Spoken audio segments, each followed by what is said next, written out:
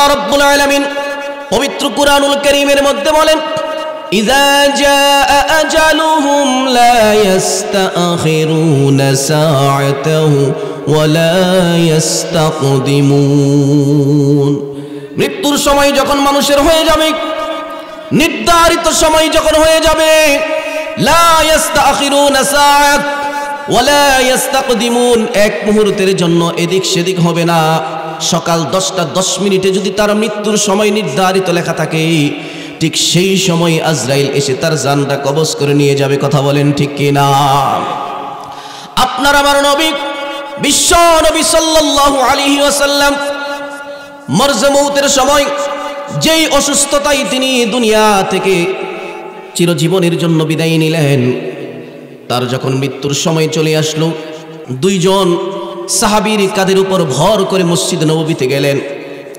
মসজিদ নববীতে গিয়ে মিম্বরে উঠলেন, তিনি খুতবা দিলেন। খুতবার মধ্যে তিনি বললেন, আল্লাহ রাব্বুল আলামিন এই দুনিয়ার মধ্যে একজন মানুষকে পৃথিবীর সব কিছুকে সুখ স্বাচ্ছন্দ্য সবকিছু দিতে চেয়েছিলেন। সব কিছুকে সেই ব্যক্তিটা উপেক্ষা করে আল্লাহ রাব্বুল আলামিনের দিদার লাভকে পছন্দ মনে করেছেন। কোন সুবহানাল্লাহ।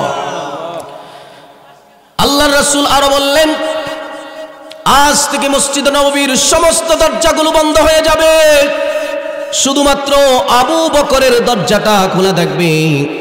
বুখারীর হাদিস। এই বক্তব্যের কোনো মানে সাহাবায়ে কেরাম বুঝলেন না। হযরত আবু বকর রাদিয়াল্লাহু আনহু মসজিদ নববীর কর্নারে বসে বসে কাঁদতেছে। সাহাবায়ে কেরাম জিজ্ঞাসা করলেন, আবু বকর আপনি কাঁদেন কেন? আল্লাহর রাসূল কার না কার কথা বলেছে, এতে কান্দার কি আছে? আবু বকর বললেন, আল্লাহর রাসূল তো পৃথিবীর অন্য কোনো মানুষের কথা বলেন নাই, কারণ পৃথিবীতে আল্লাহ তাআলা সমস্ত ধন ভাণ্ডারের মালিক, একমাত্র আল্লাহর রাসূলকে আল্লাহ তাআলা দিতে চেয়েছিলেন, কিন্তু আল্লাহর রাসূল সব কিছুকে উপেক্ষা করে আল্লাহর সান্নিধ্যে চলে যাবেন। মানে হচ্ছে আল্লাহর রাসূল দুনিয়ার জমিনে আর বেশি দিন থাকবেন না, চিরবিদায় নিয়ে চলে যাবে। আল্লাহর রাসূলের যখন ইন্তেকালের সময় হয়ে গেল, মা ফাতেমা রাদিয়াল্লাহু আনহাকে খবর দেয়া হলো। ফাতেমা রাদিয়াল্লাহু আনহা আসতেছেন। ফাতেমা রাদিয়াল্লাহু আনহা আসলেন, দেখলেন আল্লাহর রাসূল অসুস্থতা তার বেড়ে গেল। হাত একবার ঘোটায়, আবার হাতটা ছেড়ে দেয়, একবার অজ্ঞান হয়ে যায়, আবার তার জ্ঞান ফিরে। শরীরের পশমের গোড়া দিয়ে ঘাম বের হচ্ছে। আয়েশা রাদিয়াল্লাহু আনহা বারবার নেকড়া দিয়ে তার মাথা মুছে দিচ্ছে, শরীরটা মুছে দিচ্ছে। এমন সময় দরজার বাহির থেকে কে যেন আল্লাহর রাসূলকে সালাম দেয়, আসসালামু আলাইকা ইয়া রাসূলুল্লাহ, আসসালামু আলাইকা ইয়া হাবিবাল্লাহ। ফাতেমা রাদিয়াল্লাহু আনহা তিনি দরজা খুললেন। দরজা খোলার পরে দেখলেন বাহিরে দাঁড়িয়ে আছে এমন একজন ব্যক্তি, যে ব্যক্তিকে মক্কার জিন্দেগিতে কখনো দেখেন নাই, মদিনার জিন্দেগিতে কখনো দেখা হয় নাই। এমন একজন ব্যক্তি দাঁড়িয়ে আছে যার পাটা জমিনে, মাথাটা আসমানি। এমন সময় ফাতেমা রাদিয়াল্লাহু আনহা একটা চিল্লাম দিয়ে দরজাটা বন্ধ করে দিলেন। দরজা বন্ধ করে বললেন, বাবা কে যেন দরজার বাহিরে আপনাকে সালাম দেয়। এমন একজন ব্যক্তি আসছে যে ব্যক্তিকে মক্কা মদিনায় কখনো কোথাও দেখা হয় নাই। আল্লাহর রাসূল বলেন, ফাতেমা রে, এটা মক্কার কোনো মানুষ না, মদিনার কোনো মানুষ না, হাযা মালাকুল মউত, এটা হচ্ছে আজরাইল আলাইহিস সালাম। আল্লাহ পাকের অর্ডার নিয়ে আমার সাথে সাক্ষাৎ করার জন্য আসছে। ফাতেমা রাদিয়াল্লাহু আনহা বলেন, ইয়া রাসূলুল্লাহ, ইয়া হাবিবাল্লাহ, আপনি অসুস্থতায় ভুগতেছেন, অজ্ঞান হয়ে যান, আবার মাথা ঘুরায়, আবার পড়ে যান, আবার ওঠেন। এমন সময় আজরাইলের আগমন। বুঝতে পেরেছি আপনি হয়তো আমাদেরকে ছেড়ে চির এতিম করে এই জীবনে এই দুনিয়ার মায়া ছেড়ে চলে যাবেন। না না, এটা হতে পারে না। আপনার মতো এমন মায়ার বাবা, রহমতের বাবা আমাদেরকে এতিম করে দুনিয়ার জমিন থেকে বিদায় নেবেন, কি করে থাকবো বাবা? আমার ঘরে যখন একদিন, 2 দিন, 3 দিন পর্যন্ত আমার চুলায় যখন আগুন না জ্বলতো, আমার সন্তান হাসান হুসাইন যখন ক্ষুধার যন্ত্রণায় মাটির মধ্যে গড়াগড়ি করে কাঁদত, সেই কঠিন মুহূর্তে আমি হাসান হুসাইনকে কোলের মধ্যে করে যখন আপনার দরবারে নিয়ে আসতাম, আপনার সুন্দর নুরানি চেহারাটা দেখার সাথে সাথে আমার হাসান হুসাইনের 3 দিনের খাবারের যন্ত্রণা খোদা এক মুহূর্তেই মিটে যাইত। জুড়ে বলেন সুবহানাল্লাহ। এমন রহমতের নবী, এমন নুরানি নবী আমাদেরকে এতিম করে চিরজীবনের জন্য চলে যাবেন, এটা হতে পারে না। আমি দরজা লাগিয়ে দিয়েছি, আজরাইলকে ঘরের ভিতরে ঢুকতে দিব না।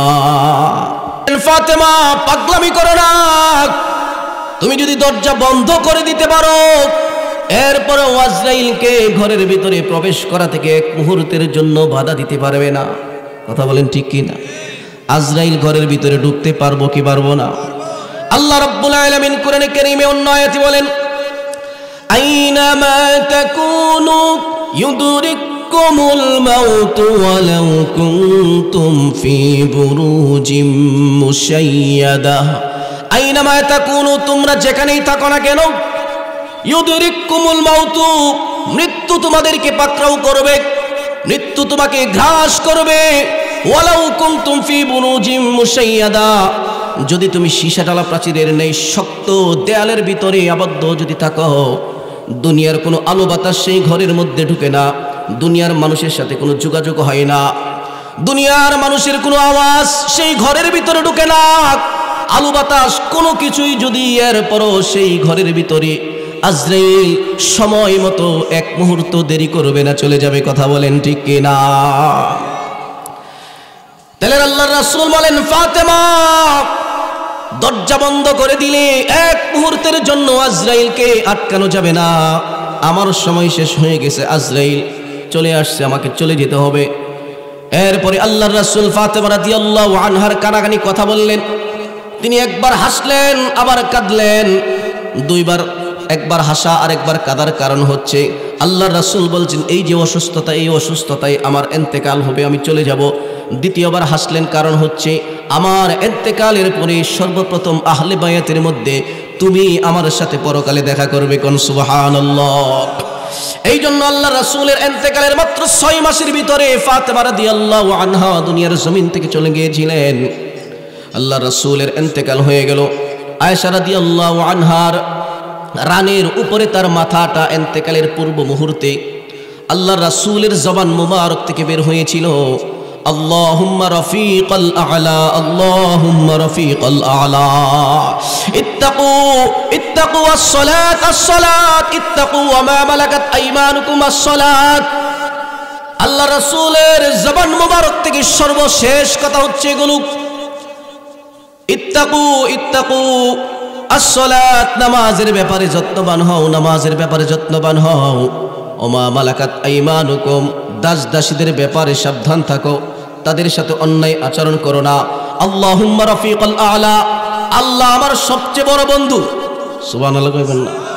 পৃথিবীতে সমস্ত মানুষের শ্রেষ্ঠ বন্ধু কে? আর জোরে বলেন কে? আল্লাহ তাআলা যদি মানুষের হয়ে যায় তার কোনো ভয় আছে নাকি? পৃথিবীর সমস্ত মানুষ যদি কোনো মানুষের জন্য শত্রু হয়ে যায়, আল্লাহ যদি তার বন্ধু হয়ে যায়, ওই ব্যক্তির কোনো পরোয়া নাই। কথা বলেন ঠিক কিনা?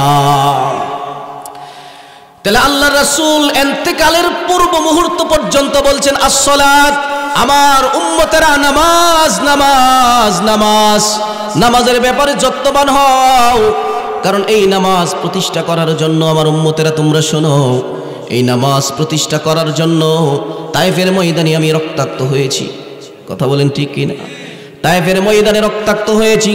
বখাটে ছেলেরা আমার উপর এমন জুলুম করেছে, এমন অত্যাচার করেছে, আমার মাথার রক্ত পায়ের জুতার সাথে অ্যাডজাস্ট হয়ে গেছে। এমন রক্তাক্ত হয়েছি, উহুদের ময়দানে দান মোবারক শহীদ হয়েছে। আমার নিজের আপনজন পর্যন্ত আমাকে মারার জন্য হাতে পাথর নিয়ে আমাকে উদ্যত হলো মারার জন্য। নাউজুবিল্লাহ বলেন।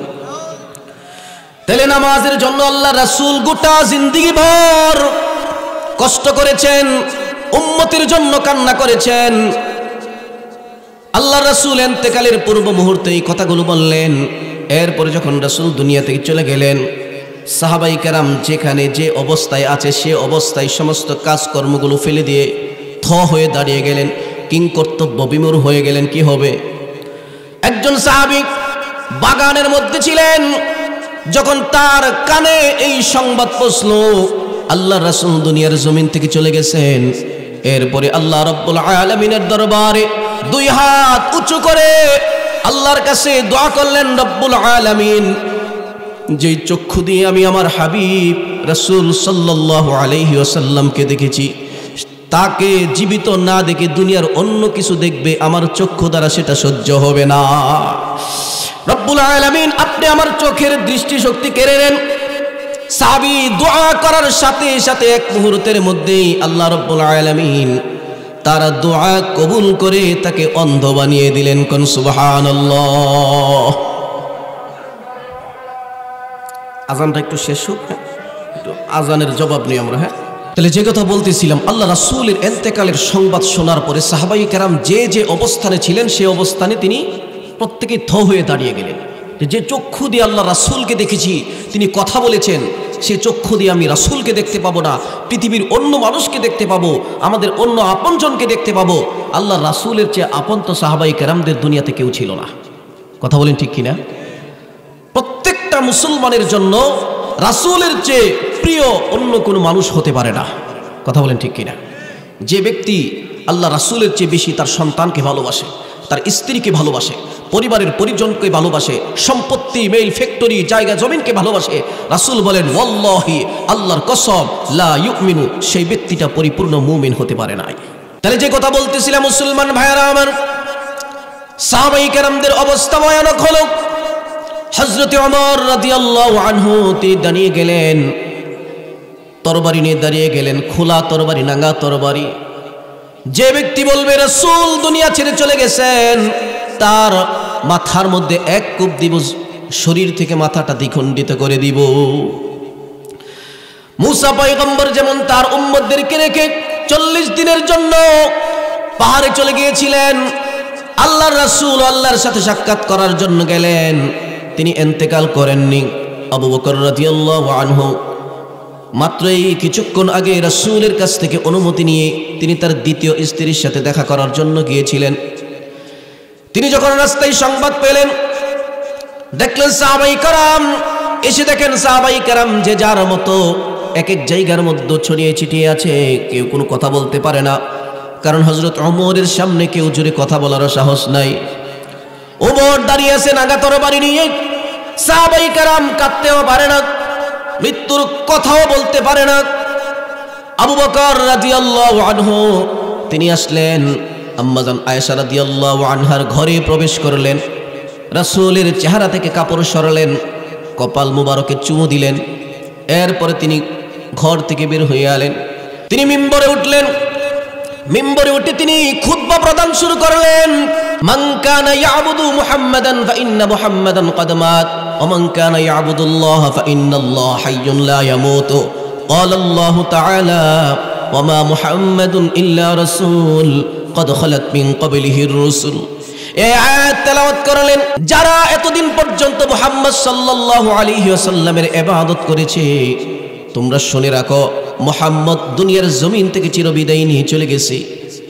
আর যারা আল্লাহ রাব্বুল আলামিনের ইবাদত করেছে, তোমরা শোনো, আল্লাহ রাব্বুল আলামিনের কোনো মৃত্যু নাই। ঠিক কিনা বলেন? এরপরে তিনি আয়াত তেলাওয়াত করলেন, ওয়া মা মুহাম্মাদুন ইল্লা রাসূল, মুহাম্মদ কেবলমাত্র শুধুমাত্র তোমাদের একজন রাসূল। ক্বাদ খালাত মিন ক্বাবলিহির রাসূল, ইতিপূর্বে আরো রাসূল আল্লাহ তাআলা দুনিয়ার জমিনে প্রেরণ করেছিলেন, তারা দুনিয়াতে থাকতে পারে নাই, তাদেরকেও আল্লাহ তাআলা তার কাছে সান্নিধ্যে নিয়ে গেছেন। আফা ইম্মা তাও কুতিলান ক্বালাবতুম আলা আকাবিকুম ওয়া মান ইয়ানকালিব আলা আকিবাইহি ফালান ইয়াদুররাল্লাহা শাইআ। আবু বকর এই আয়াত তেলাওয়াত করলেন। এই আয়াত তেলাওয়াত করার পরে হযরত ওমর রাদিয়াল্লাহু আনহু, যিনি এতক্ষণ দাঁড়িয়েছিলেন তরবারি নিয়ে, তার সামনে রাসূলের ইন্তেকালের খবর কেউ বলতে পারে নাই ভয়ে। আবু বকর রাদিয়াল্লাহু আনহুর খুতবা শোনার পরে হযরত ওমর রাদিয়াল্লাহু আনহু দাঁড়ানো থেকে বসে গেলেন। দাঁড়ানো থেকে বসে তিনি বললেন, আমার কাছে মনে হলো এই আয়াত আল্লাহ রাব্বুল আলামিন মাত্র কিছুক্ষণ পূর্বে আয়াত নাজিল করেছেন, অথচ এই আয়াত নাজিল হয়েছিল উহুদের যুদ্ধে, যখন সাহাবায়ে কেরাম ছত্রভঙ্গ হয়ে গিয়েছিল। তো রাসূল সাল্লাল্লাহু আলাইহি ওয়াসাল্লাম দুনিয়ার জমিন থেকে চলে যাবার সংবাদ শোনার পর সাহাবায়ে কেরামদের মনের অবস্থা এমন ছিল, কেউ মেনে নিতে পারেনি রাসূল দুনিয়া থেকে চলে যাবেন। রাসূলের প্রতি মহব্বত, ভালোবাসা, হৃদ্যত বন্ধন সাহাবায়ে কেরামদের এমন ছিল, স্ত্রী বিসর্জন, সন্তান বিসর্জন। আবু বকর রাদিয়াল্লাহু আনহু তিনি বলেন, উহুদের যুদ্ধের পরে আমার সন্তান আব্দুর রহমান ইবনে আবু বকর রাদিয়াল্লাহু আনহু, তার সাথে আমার সাক্ষাৎ হয়। আব্দুর রহমান ইবনে আবু বকর তিনি হিজরত করেন নাই রাসূলের পরে, তিনি কাফের ছিলেন এক পর্যায়ে। এরপরে যখন ইসলাম ধর্ম গ্রহণ করলেন, আবু বকরের সাথে কথা হয়, বলেন যে বাবা, আমি আপনাকে উহুদের যুদ্ধে দেখছি, সেদিন আপনি বাবা না হতেন আপনাকে আমি বাটে পাইছিলাম, কিন্তু আপনার চেহারা দেখার সাথে সাথে বাবার মায়া মোহাব্বত আমার অন্তরে চলে আসছে, এই জন্য আপনি বেঁচে গিয়েছিলেন, না হয় আপনাকে হত্যা করতাম। নাউজুবিল্লাহ।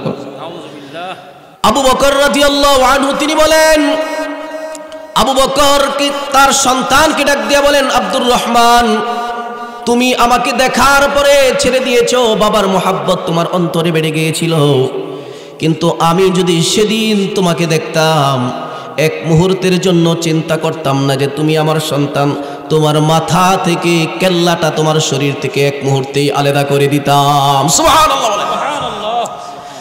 কারণ তুমি আল্লাহর রাসূলের বিরুদ্ধে যুদ্ধ করার জন্য আসছো, আল্লাহর বিরুদ্ধে যুদ্ধ করার জন্য আসছো, আর আল্লাহ এবং তার রাসূল আমার কাছে তোমার মতো আব্দুর রহমান কেন, হাজার সন্তান পর্যন্ত আমি আমার রাসূলের জন্য বিসর্জন দিব, এক মুহূর্ত কার্পণ্য করব না।